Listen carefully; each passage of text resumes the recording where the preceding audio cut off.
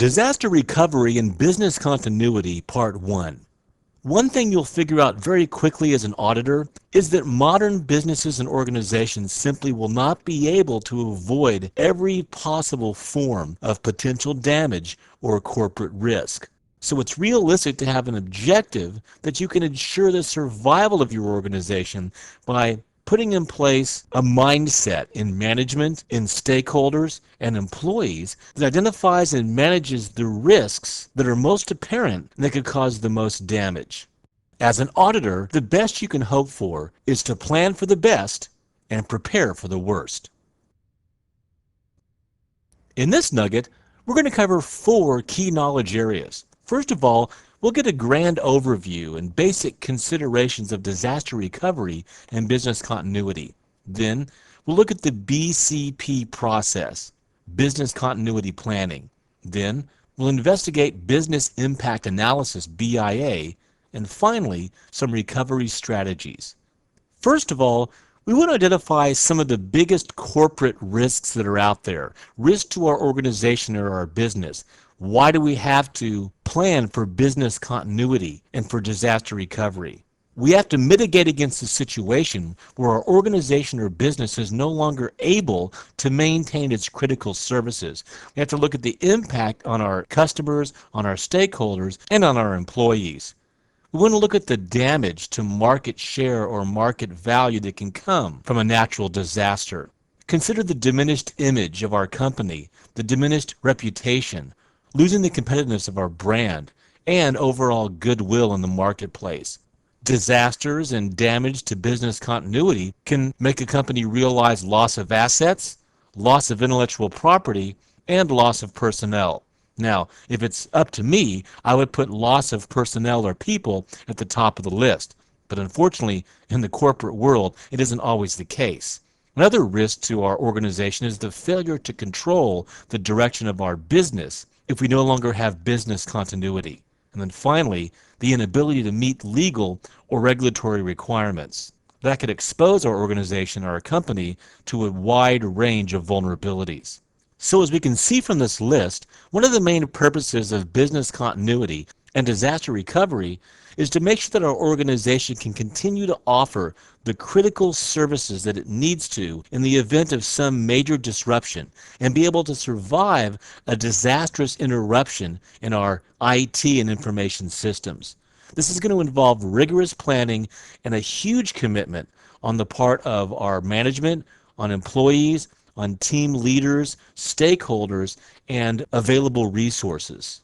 So the first thing we have to do is define a lot of our objectives in mitigating corporate risk, mitigating recovery, mitigating disaster, and the loss of critical services. The first thing we're going to look at is the concept known as BCP, or Business Continuity Planning. One of the key goals of this particular nugget movie is to introduce you to some key concepts and to some major definitions of things that you'll need to know for the CISA exam and as an auditor as it relates to business continuity and disaster recovery. So we're going to identify and define 5 areas here. We're going to look at business continuity planning, or BCP. We'll define disaster recovery, business impact analysis, BIA, the classification of operations, and criticality analysis.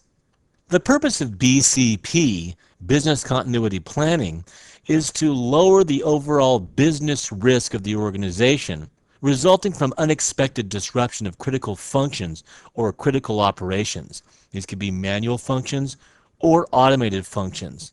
And we want to reduce this risk in order for the survival of our organization.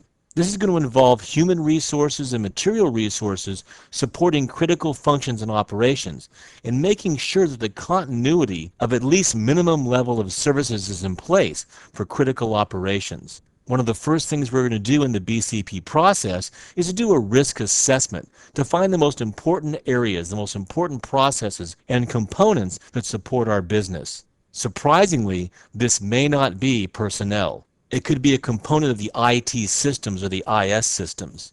The focus of business continuity planning is the availability of these critical processes, leading to the goal of allowing a business to continue operations if any major disturbance rears its ugly head. Now, as far as responsibility goes, the responsibility of BCP typically falls on senior management. And as we'll see throughout this nugget and the one to follow, the business continuity plan is going to include the concepts of disaster recovery procedures and processes to allow for continuity of operations. And that's where our DRP comes in, the disaster recovery plan. And again, common sense tells us that the disaster recovery plan helps us to recover a facility that's been rendered inoperable. This may mean relocating operations to a new location. And we'll explore disaster recovery in greater detail later on. Business impact analysis, BIA, is a process that we use to find out the impact of losing the support of any of our resources. BIA assessment is going to establish the escalation of that loss over a period of time. BIA is predicated on the fact that senior management, when given reliable data to show the possible impact of a lost resource, will make the right decision. Classification of operations basically comes down to risk ranking a particular system. For example, at the very bottom, it can be considered non-sensitive, then sensitive, and then a vital function at the very top, you'd classify critical. A critical function, a critical system, can't be performed unless replaced by identical capabilities. So interruption tolerance is very low, and the cost of interruption is very high for a critical classified system. Criticality analysis works hand in hand. It's a risk-based analysis process that prioritizes critical systems and how they're married to developing recovery strategies. The process of operation classification and criticality analysis has to be performed in coordination with information system processing, end-user personnel, and key individuals from management. It's important to realize that there is an actual business continuity planning process. It's really a life cycle phase. We talked about life cycle phases earlier in the CISA series, but we need to understand there's really 7 key steps to this process. First of all, you have to create your business continuity planning and policy document, as well as your disaster recovery policy. Next, we'll do a business impact analysis, and we'll talk about that here coming up shortly. Next, you want to classify your operations and do a criticality analysis. And of course, this is classifying and analyzing your systems based on 4 key areas or 4 taxonomies. At the bottom, you've got non-sensitive, functions that could be interrupted for a certain period of time. Even for a longer period of time, it'll have little or no cost to the company. And during the restore process, there won't be much to catch up on. Sensitive, these can be performed manually. They would have a cost to the company that's tolerable for an extended period of time. These are manual processes, but they're typically difficult processes that need additional staff to perform. Then you've got what are called vital processes, vital systems. These can also be performed manually for a short period of time. There's a higher tolerance of interruption than with our top category critical systems and a lower cost of interruption. Usually these systems, vital systems, must be restored within a week or less. Then critical systems, of course, these cannot be performed unless they're replaced by identical systems or capabilities. Critical applications cannot be replaced by manual methods, and the interruption tolerance is very low. So the cost of interruption to a critical system is very high. Next on the list in the life cycle is to develop the business continuity plan and disaster recovery procedures. Then you want to do training and awareness for all the individuals in your organization. You want to test and then finally implement that plan. And then all along the way, you want to monitor its progress. And of course, if you find gaps in the strategy, you may have to go back to different areas. For example, reclassification of different systems and maybe redeveloping and retooling your BCP and DR process. BCP disaster incidents typically are unforeseeable. They typically occur very rapidly. And so the management of these different incidents needs to be proactive, dynamic, and well documented. An incident is really any unexpected event, even if it doesn't cause any damage. Now, there's really 4 categories of incidents. Negligible incidents are ones that don't really cause any visible damage or perceptible damage. This could be an operating system on a workstation crashing where you've got full system recovery or a full backup available, or temporary power outages that are served by a UPS backup system. A minor event is one that's not negligible. However, it doesn't produce any outages or performance hits of relative importance. It also has very little, if any, financial impact on the organization. A major incident, this causes negative material impact on our business process. It may also move to affect other systems as well as the entire department or even one of our clients or customers. And the crisis is a full-blown major incident that has very important impact on the continuity and the functionality of our business. It may also adversely impact other systems or third parties like strategic partners, vendors, stakeholders, and customers. The severity of our crisis is typically directly proportional to the amount of time that elapses from when the incident begins to the time when we resolve the incident. With the exception of negligible incidents, all other incidences, minor, major, and crisis, should be well documented, classified, and revisited over and over until they're corrected and resolved. Again, as I mentioned, this is a dynamic process. You may have a chief security officer or a chief policy officer designated to this process of BCP and BIA. Now, talking about BIA, Business Impact Analysis, that is one of our major steps in the BCP process. So let's talk more about BIA. Business Impact Analysis is a crucial aspect of the business continuity process and planning. BIA involves identifying all of the events that could impact the continuance of our business processes, looking at the different events that could impact operational continuity, including their financial, human, and public impact as well. Now, there's several ways to gather data in order to accomplish this BIA process. And the information gathering is essential because you have to get an understanding of your organization. You need to understand all of the vital business processes, all of the IT resources that are used by your organization that support those processes. Also, you need involvement from senior management and extensive involvement in the IT and possibly end user personnel. This is all a part of the process of establishing a broad understanding of the applications, data, software, networks, and facilities that are supporting your operational business process. A very popular method for gathering data is just to put out the questionnaire. You can send this out to end users, to power users, to the IT department, IS department, supervisors, management, really everybody that you want to gather data, which can then be tabulated and analyzed to further your business impact analysis. You may also go do one-on-one interviews with key players. And again, you may be doing this as an auditor yourself, as a consultant, or as an auditor, you're making sure that the organization is assigned key personnel to interview stakeholders and decision makers. Or you may meet as like a steering committee. Maybe you've got a BIA steering committee where you go and you get department heads, team leaders, IT department, power users, maybe involve other partners and key customers in this committee process, and you come up with the key components that can impact your business adversely by committee.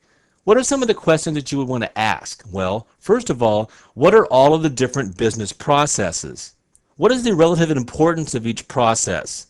Look for things that indicate the criticality of the process. For example, does it support the health and safety of the employees? Is the business process subject to legal or statutory requirements? How many users and business segments are needed to support the process?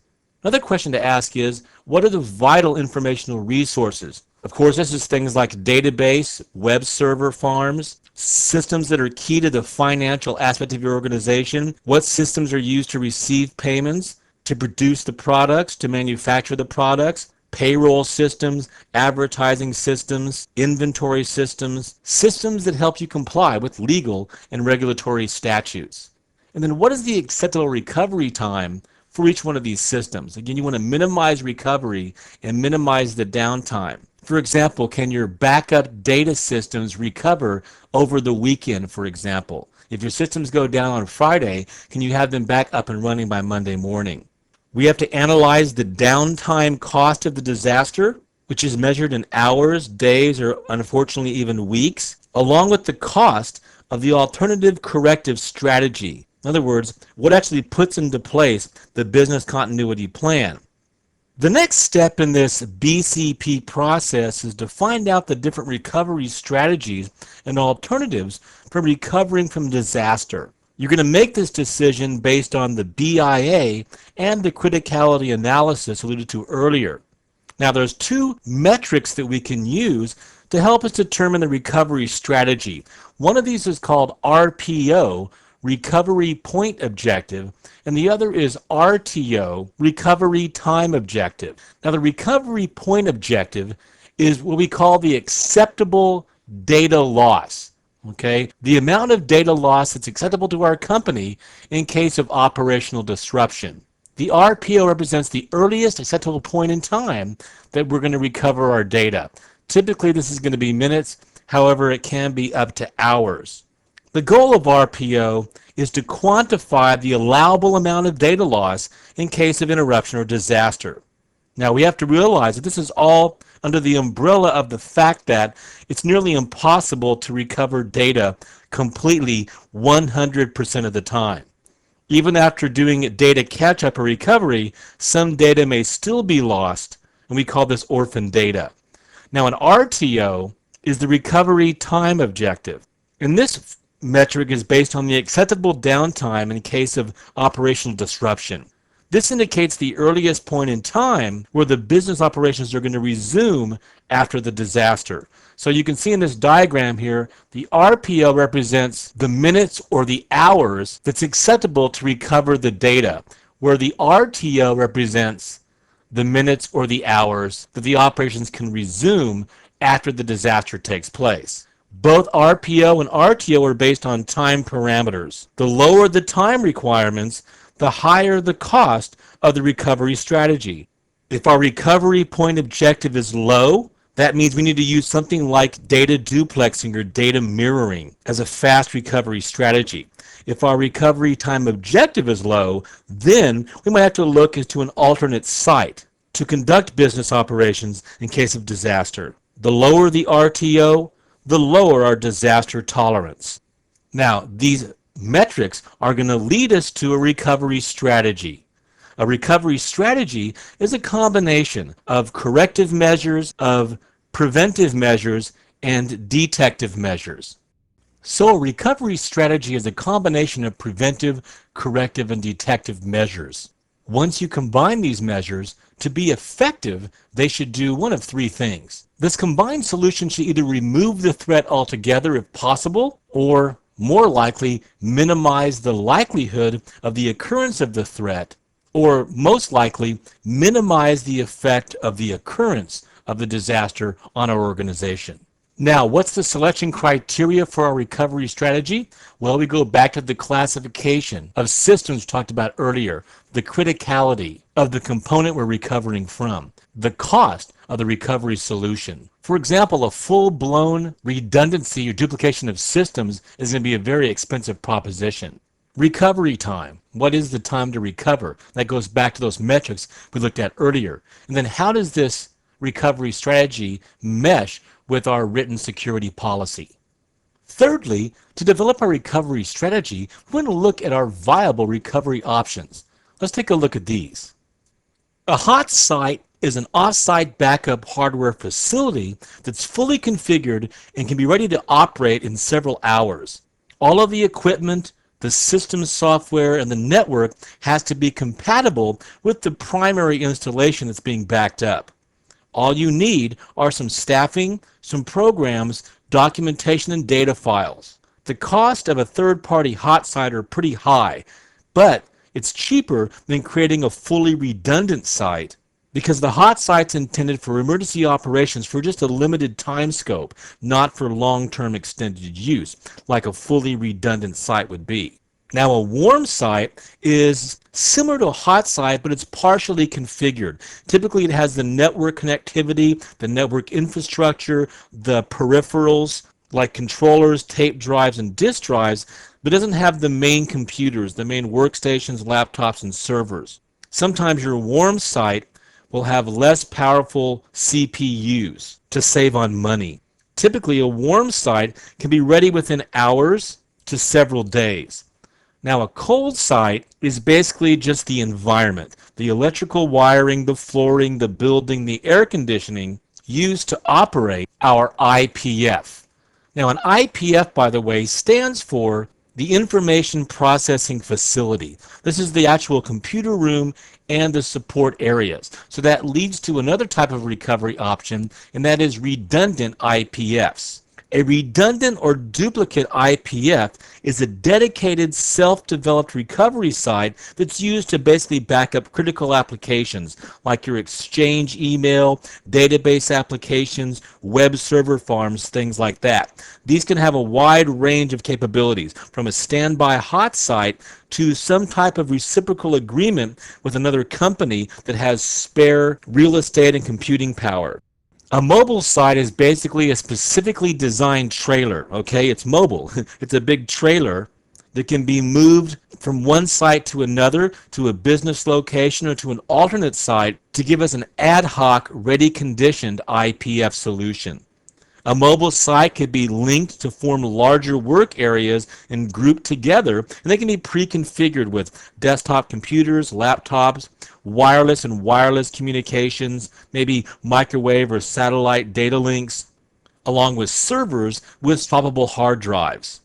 These are a great solution if you have no recovery capabilities or facilities in that immediate geographic area. And then finally, some organizations, because of cost, will just simply create a reciprocal agreement or arrangement with one or more organizations that use similar equipment or similar applications. And this is kind of a mutual bilateral agreement, so that if one of these companies, it's like a partnership, if one of these companies goes down in this consortium, they can rely on the other one to provide computer time in emergencies.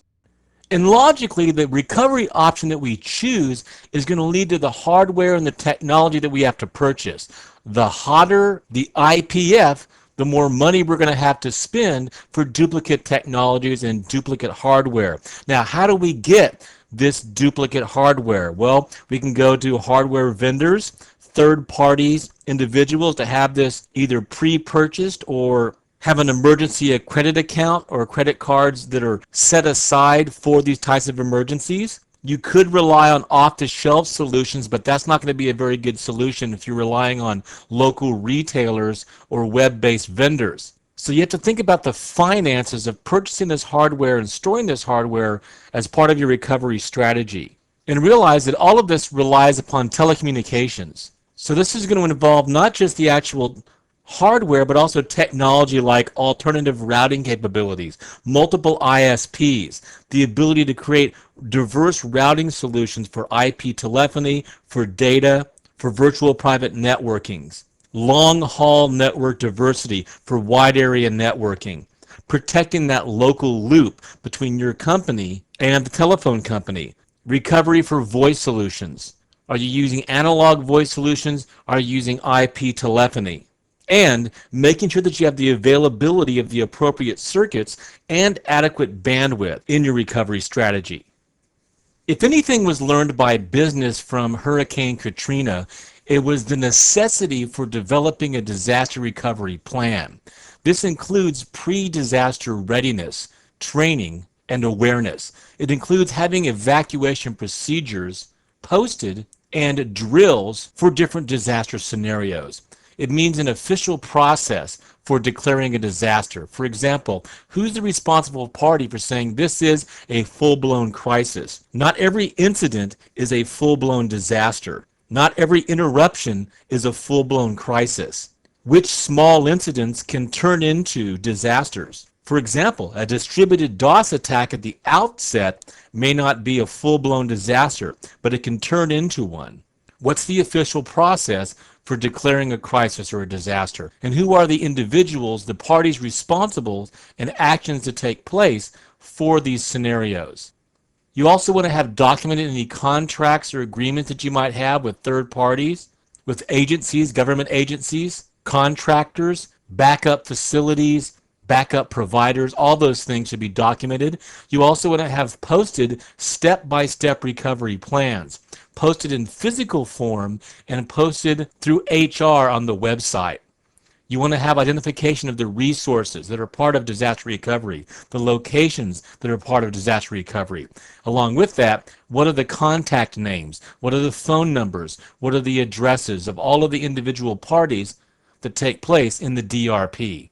And then finally, you need to have applicable government agency information. For example, do you have information on how to contact FEMA or other local authorities in case of, let's say, a hurricane? All these things go into the DRP development. Now, this is going to lead us into where the auditor comes into assigning responsibilities and making sure that there's organization for all this, DRP, BIA, and such, and that you've got assignment of responsibilities, the different team members. So this is going to logically lead us into our next and final nugget movie of this CISA series, as we first look at the organization and the different responsibilities and teams that are involved in the business continuity and disaster recovery process. In Disaster Recovery and Business Continuity Part 1, we covered 4 key knowledge areas. First of all, we took an overview of disaster recovery and BCP and looked at various considerations. We then discovered the BCP process. We looked at business impact analysis, BIA, and then finally, several aspects of recovery and recovery strategies and development. I hope this CBT Nugget has been informative for you. I want to thank you for viewing.